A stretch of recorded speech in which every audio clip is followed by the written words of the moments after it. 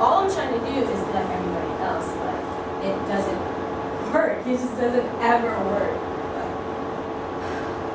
why is it that I'm always finding myself in a hurtful situation? And even doing no more than lying in bed back in your group, there would always be something that's troubling me. Is a person born with this uneasiness, even as a person might be born with eyes of a certain shape or hair of a certain color?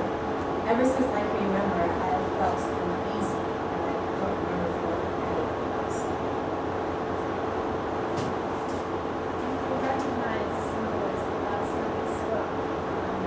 And so I was taking notes last time while we were talking about some of the things that happened in my life, felt, and I referred to DSM-5, which the DSM-5 is the Diagnostic and Statistical Manual of Mental Disorders and it's written by the American Psychiatric Association, and it's the official diagnostic tool, universal authority for psychiatric diagnosis. So I use that to help me in some diagnosis. Would you like to hear that? So the first thing that I came up with was autism spectrum disorder.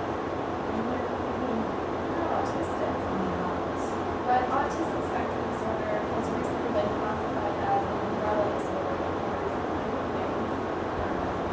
Obsessive paralysis, that's something there's usually some type of communication deficits.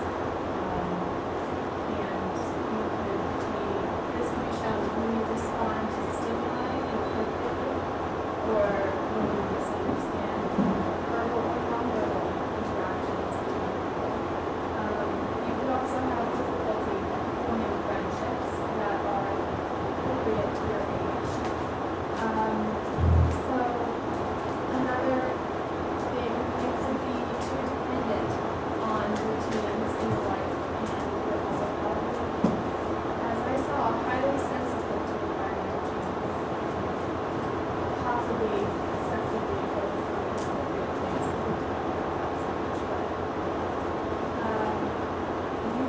The thing about ASD is that you have to have shown symptoms from early childhood, even if they aren't diagnosed until later in life. But from what we talked about with your child, I think that is surprised. So, do you have any thoughts? Where do you see this in your life? More recently, I remember being at my husband's engagement party that I tried so hard to get, and still, I didn't like it. It was strange trying to make new friends because they don't know me and probably don't like the eye. But I remember when evening came and his friends and their wives began to arrive, I noticed a strange expression on their faces. I couldn't quite make it out whether these were looks of pity or astonishment. As the evening went on, their true nature gradually emerged. Astonishment began to swamp pity. And each conversation started and ended in a style of, "How are you? Much better, I hope. Let's pray to God there's no recurrence." They scrutinized every inch of me and no doubt laughed and whispered when my back was turned. Was this the evening that you were talking about with the dancing that you told me about? That was terrible as well. The thing about this disease that I mentioned, it has to be seen in childhood. So can you think of any examples where you had trouble communicating or had bad, inappropriate friendships or just misunderstood things that were going on? I don't remember except the last time we talked. I think you mentioned something about your mother there and how you were sort of her cover for that. I was. She'd sneak out and say she was taking me to a doctor alone while she was behind a closed door with some strange man who I guess was a doctor. And there was an instance with some chicken where he gave you chicken and you felt that it was inappropriate for you to be eating the chicken. Do you think that that could have been an example of misunderstanding, or Do you think you could be an example? I do. I believe that that was probably a situation in which you felt that you felt uncomfortable, but as a defense mechanism, you were thinking how grossed out you were by the man and how it made you uncomfortable to eat the chicken. So yes, I do see this disease in your childhood, which is why I am not hesitant to diagnose you with it now. I'm autistic. Yay. Yeah. I have a friend here, Professor French, who researches psychiatric diseases and their effect on the population. Professor French, do you have any interesting facts for us about ASD? Well, autism spectrum disorder affects 1 in about 88 children. It's fairly common. Think of a population of a country. Several thousand kids will have it. There seems to be like attachment to an object with people who have ASD. Did you see that, Elzara? Were you attached to any like weird or inappropriate object? Or place, Yeah, or place, yeah. such as there we go. I like when you notice a connection in your own life. Yes, Zara was intensely focused on the bathroom during her time in Egypt. I think that qualifies. Well, ASD can be like mild or disabling. I have a question for everyone here. Do you think Zara's ASD is mild or disabling of her actions? By mild and disabled. Like mild, it doesn't really like have a major impact on her life.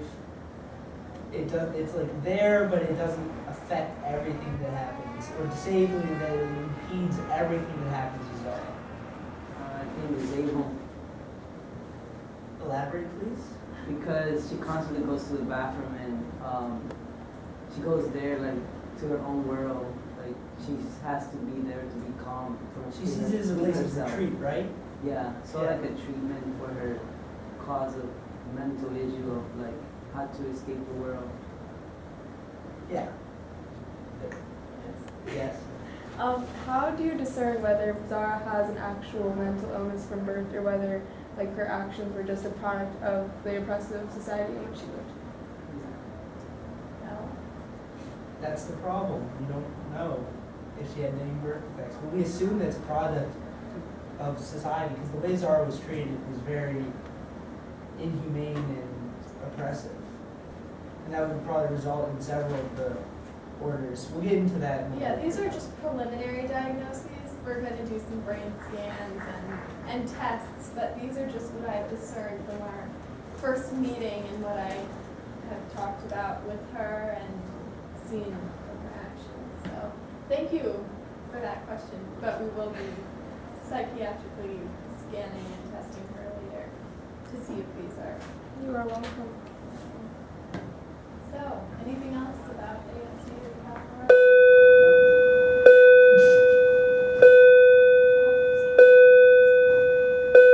That pretty much covers everything that researchers have on ASD. Thank you very much, No Professor problem. French. Anytime.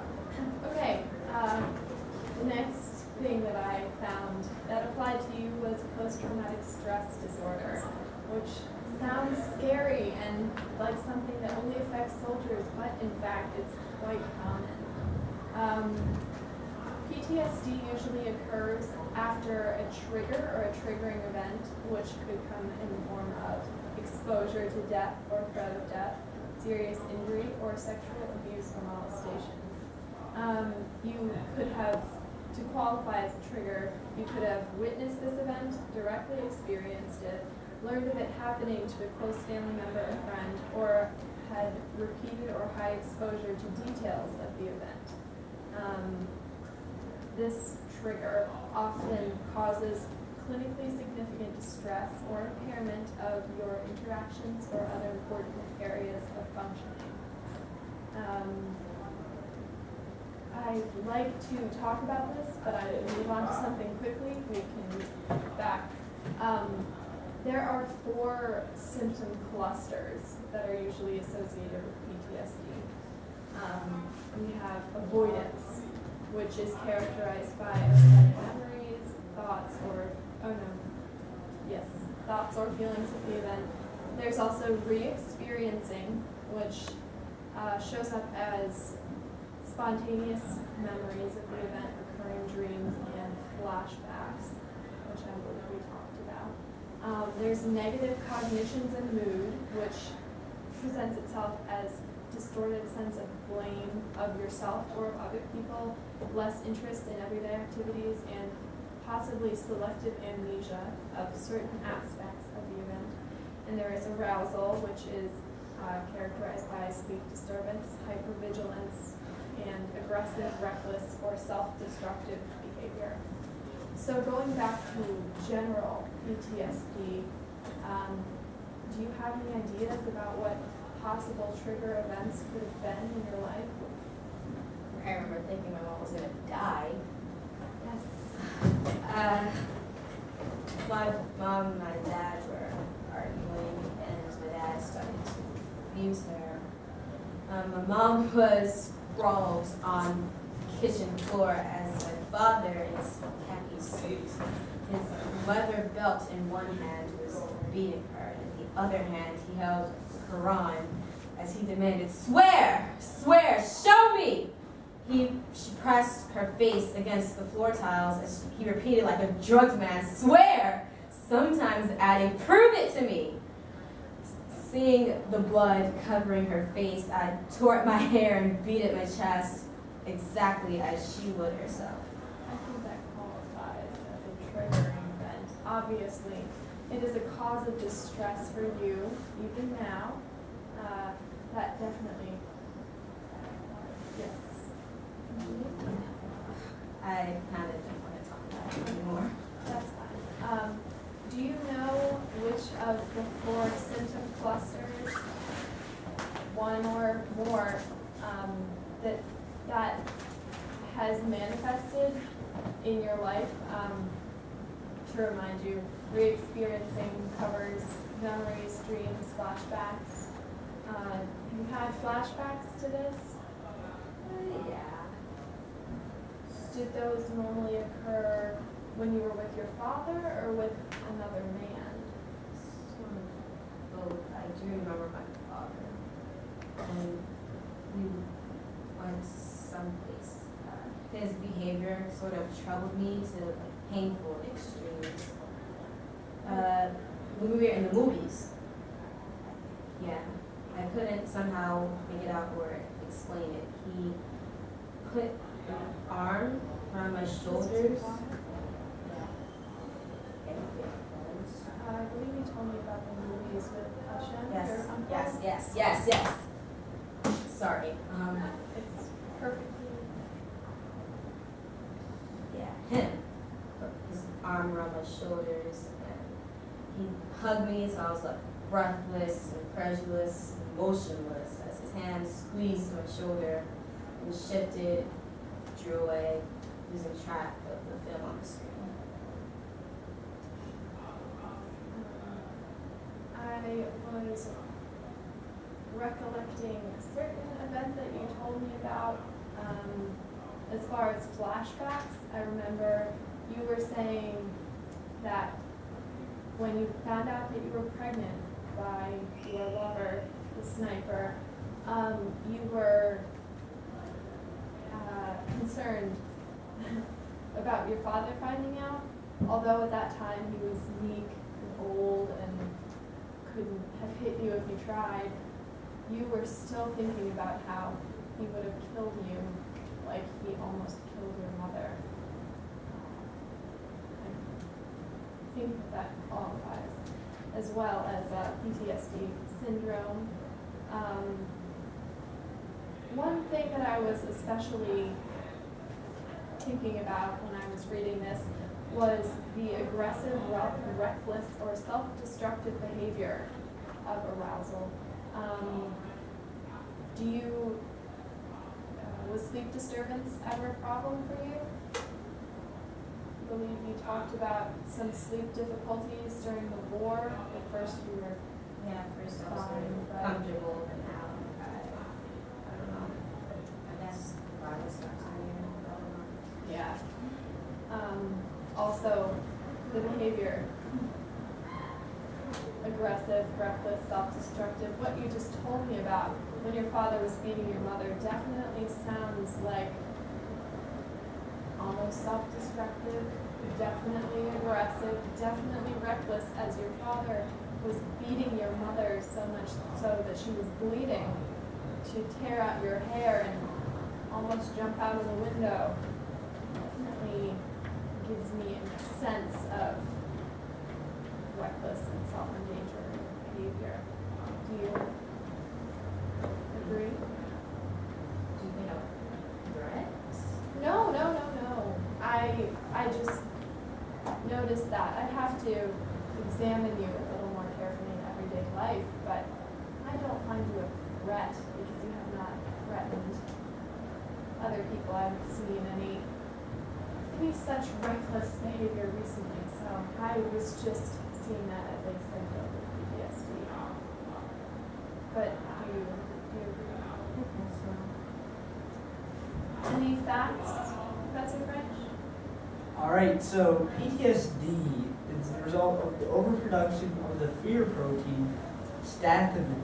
It happens when an extremely traumatic event is amplified over and over again so that the protein builds up and the levels of it are too high for the victim to avoid thinking about it. The interesting thing about PTSD is that victims will sometimes combine fear memories. So where you said your father at the movie theater, it was actually kind of interesting. This question. I know, because the father is taking another fear memory and combining it with the one of the movie theater. It kind of like amplifies the stathmin levels, and that creates flashbacks, avoidance. One fear plus another fear combined, double fear, worse. Yeah, very bad. But other than that, we mostly covered everything about. Oh, and it affects millions of people in developing countries equally. Even though it is mostly common in soldiers, like you said, Isabel, it's still common in victims who have had such traumatic experiences as you are. Yes, and I would just like to add that as it is common with soldiers, it's not just soldiers, it's people involved in war. And obviously, you lived in the midst of a war, so you're not alone, Tara. You are more common than you think, but not a bad one. Okay, so I have one more for you, if you're ready to hear about it. We've come to social anxiety disorder. Also fairly common, don't have to be freaked out by all these fancy names. Social anxiety disorder is characterized by fear or anxiety that is out of proportion in a social situation. So there's obviously, fear or anxiety when you get up and talk to some people you've never met, or when you meet new people that you have nothing in common with. Social anxiety disorder would be more, like if you were talking to people that you've known for a long time and you just get anxious every time you talk to them because you don't know how to handle yourself in a social situation. Yes, So, you guys consider it a disorder or a trauma? Because I think like a trauma because it's one specific event which made her fear. Yes, post-traumatic stress disorder is a trauma-based mental illness. which we obviously see, but I'm trying to delve deeper and to see if there are other underlying mental disorders for Zara, such as social anxiety disorder, autism spectrum disorder. These things may not manifest themselves until there is a traumatic event, but I believe that Zara has the potential to have had these disorders, and they're manifesting themselves in her everyday life. Is there any way you can overcome them? There is, of course, medication. We'll have to talk about that. There's other therapies. Yeah, for PTSD, there's a lot of trauma therapy that what we're doing right now basically helps with it. Yeah, going back and talking over it. There's also exposure therapy where you can go back into an event, recreate an event, and if you see in your present day what actually happened, it can often help you come to grips with what happened in the past, and it reduces this fear that you have of something that happened. We'll see. Back to social anxiety disorder. As autism spectrum disorder has to be something that's been present for your whole life, social anxiety disorder has to show persistent symptoms that last for 6 months or longer. So it has to be a significant period of time in which you felt this disproportional fear or anxiety. And this distress, it interferes with everyday activities, such as working or going to school, and also in social settings. So in being in public or having a conversation with a friend, social anxiety disorder interferes with those kinds of things. So do you have any ideas? Going back to the party from earlier when you gave me autism, the dancing aspect of it, I didn't talk about that so much, but I guess I can do it now. So I realized that I wasn't getting along with him very well, and I was the only one left sitting while everyone was with their wives dancing. So I got up and started dancing, and I suddenly couldn't stand it any longer. I had to stop, but I couldn't, but I had to. But the room was dizzying around, and a voice was saying, "Have you had enough, Zara?" But after a time, I let go of the arm that was supporting me, where I was leaning on, and was aware of eyes staring at me. And my uncle was gripping my arm, and he tried to push me out of the room.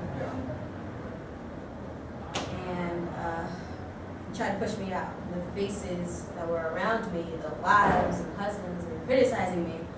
And every move that I made, and 2 of them were laughing at me, but they were trying to hide it. But I saw them laughing at me. And I turned on them and I started screaming at them. I was screaming, "You're all pathetic animals. Like, why are you laughing? Just get out of my house. Like, leave."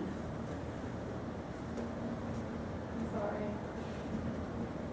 Go through that, but that definitely sounds like social anxiety.